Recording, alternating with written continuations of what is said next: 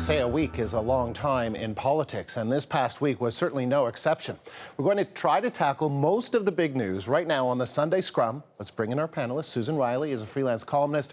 John Ibbotson is with the Globe and Mail, and Rosemary Barton is with CBC News. All three are in Ottawa today. All right, so let's start with the foiled attack in Halifax. Police say they averted a major shooting in the city thanks to a tip from the public.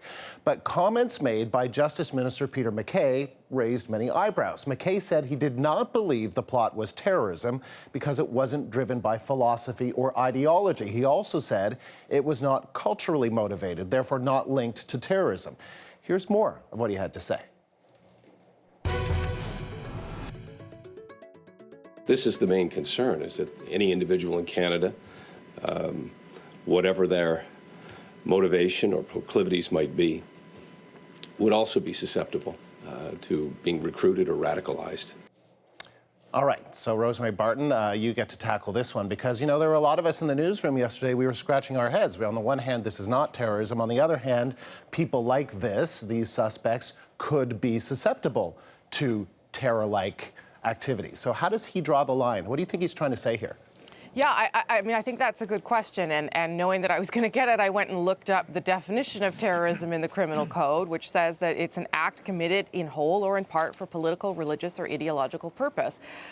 We don't really know what was motivating these individuals yet, but there has been some reporting done on their online presence, and it seems that at least the female who was arrested had expressed some neo-Nazi type sentiments before.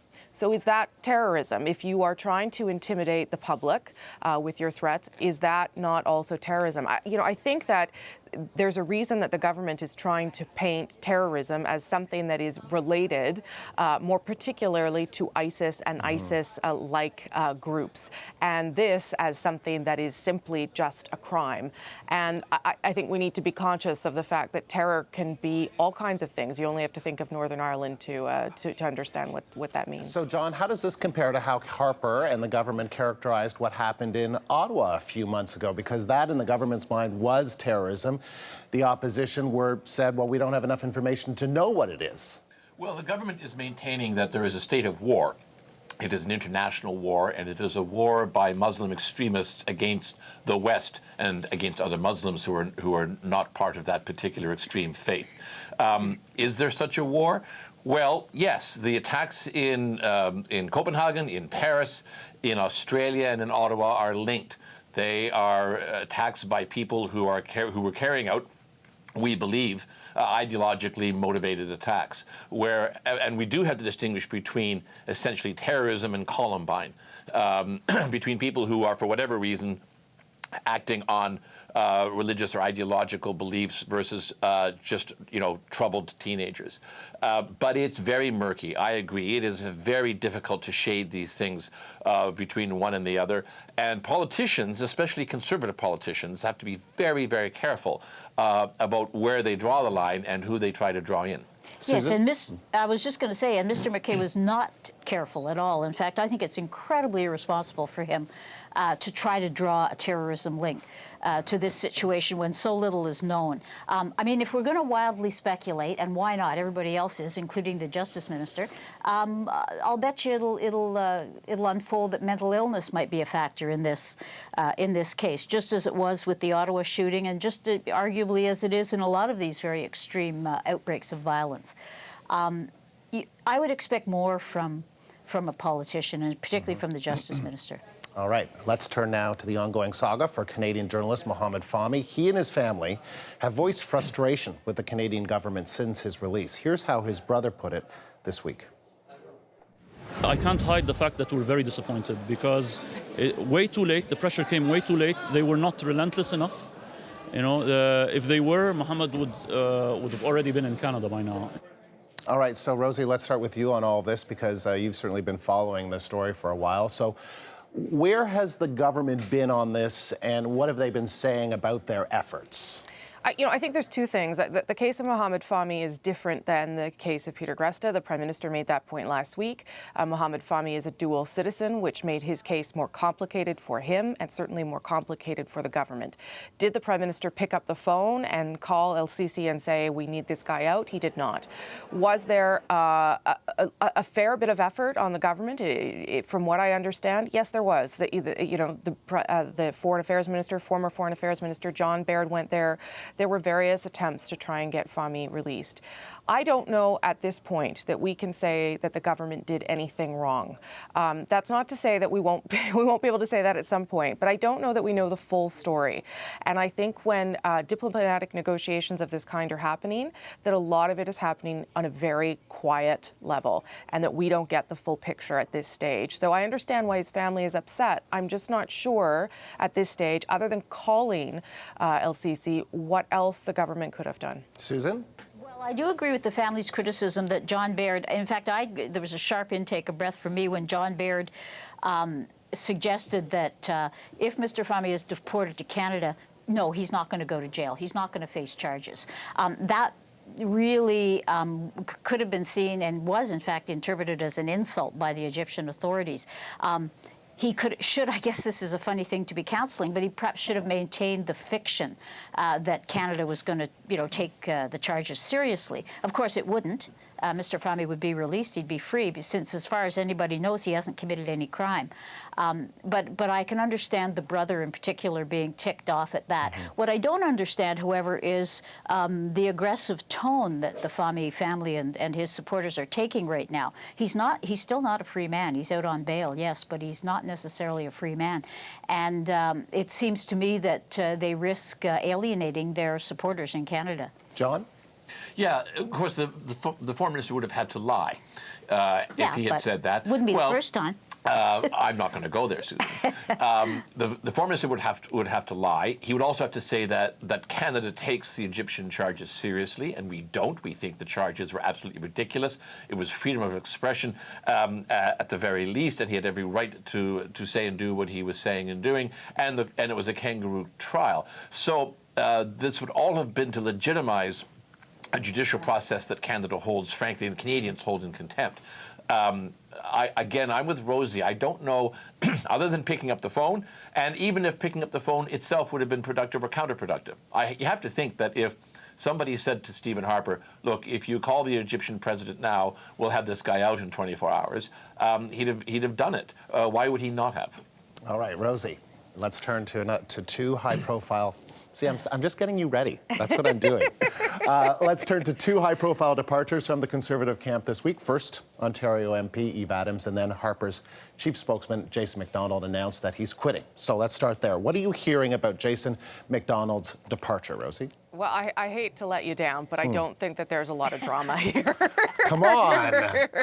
It's like we're not talking about the same level of drama with Eve Adams. This is just a guy. But Rosie, to be fair, I mean, there's been a number of spokespeople that have departed the Harper government, right? Yes. Many. I've lost count. Yeah, we're up to spend more time with their families. That was our 8th in 9 years.